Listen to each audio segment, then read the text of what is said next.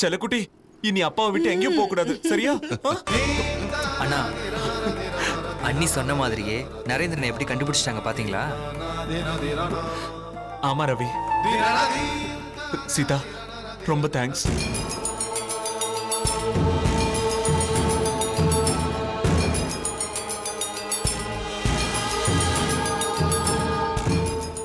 அண்ணா, நரேனை பாருங்கண்ணா, உங்களை அடையாளம் பார்த்துட்டு எப்படி சிரிக்கிறான் பாருங்க.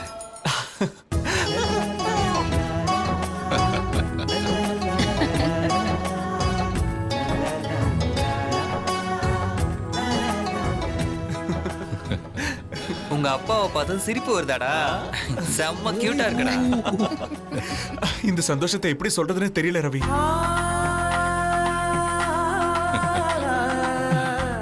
ஆமா ராம், குழந்தை போனதுல இருந்து ஒரு செகண்ட் கூட யாருமே நிம்மதியா இல்ல.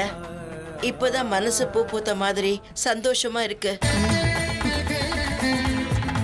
சித்ரா, குழந்தைகிட்ட ஒரு குறையும் இல்ல. நம்ம வீட்டுல இருந்த மாதிரி அப்படியே இருக்கான். குழந்தை முகத்துல சந்தோஷம் எப்படி பொங்குது பாரு.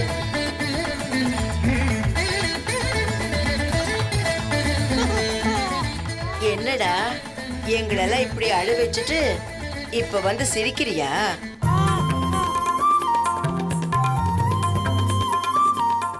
இந்த மாதிரி பண்ண அடி வாங்குவ. உங்க அம்மாவுக்கும் சேர்த்து தான் சொல்றேன். சுமித்ரா, நீ சொன்ன உடனே நரேந்திரன் எப்படி காலை உதறான் பாத்தியா? உன்னை உதைப்பானா? ஆஹா,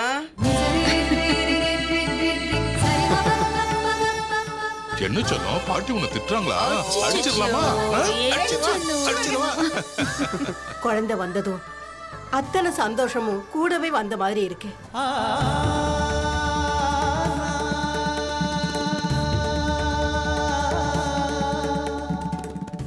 தம்பி பாப்பாவை என்கிட்டயும் காட்டுங்க.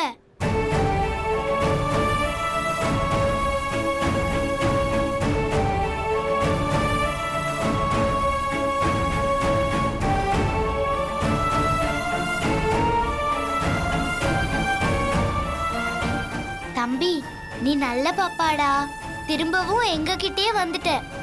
இனி உன்னை நான் பத்திரமா பாத்துக்கிறேன், சரியா?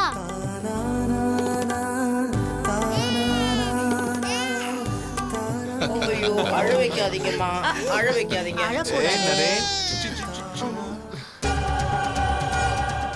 சீதா,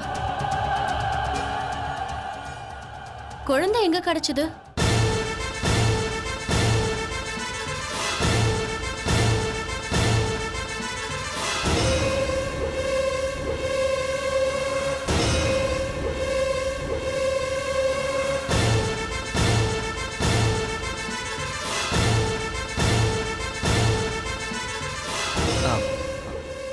குழந்தை எப்படி கிடைச்சதுன்னு கேளு பிரியா.